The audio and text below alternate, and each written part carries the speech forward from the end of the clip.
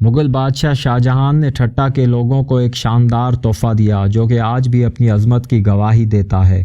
یہ عالیشان مسجد جو 400 سال سے بھی زیادہ پرانی ہے، ٹھٹہ کے افق پر آج بھی ایک دلکش جھومر کی طرح چمک رہی ہے۔ مقامی لوگ اسے نہ صرف جامع مسجد بلکہ بادشاہی مسجد بھی کہتے ہیں، جو کہ اس کے شاہی اور تاریخی مقام کی جھلک دکھاتی ہے۔ شاہجہاں مسجد کراچی اور حیدرآباد سے تقریباً 100 کلومیٹر دور ٹھٹہ کے مشرق میں واقع ہے اور مکلی کے تاریخی قبرستان سے محض 3 کلومیٹر کی دوری پر اپنے وقار کے ساتھ کھڑی ہے، جہاں آپ ماضی کی شان و شوکت کو موجودہ دور میں زندہ محسوس کر سکتے ہیں۔ شاہجہاں مسجد کی تعمیر سال 1644 میں شروع ہوئی اور محض 3 سال بعد 1647 میں مکمل ہوئی۔ یہ شاندار مسجد تقریباً 6316 مربع گز پر پھیلی ہوئی ہے۔ اس دور کے حساب سے اس عظیم مسجد کی تعمیر پر 9 لاکھ شاہجہانی روپے خرچ ہوئے، جو کہ شاہی خزانے سے ادا کیے گئے تھے۔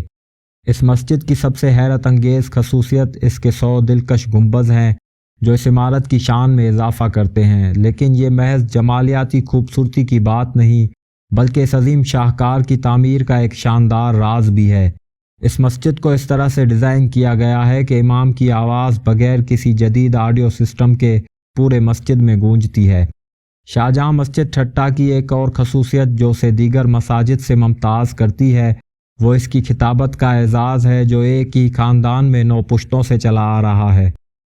شاہجہاں مسجد کی مرمت اور اضافی تعمیر کا سفر ایک دلچسپ تاریخی کہانی کو بیان کرتا ہے۔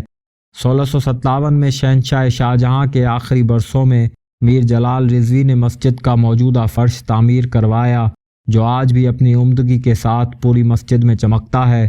مغل بادشاہ اورنگزیب عالمگیر کے دور میں بھی مسجد میں کچھ اہم تعمیرات کی گئیں اور 1812 میں میر مراد علی کے دور میں بھی مرمت کی گئی۔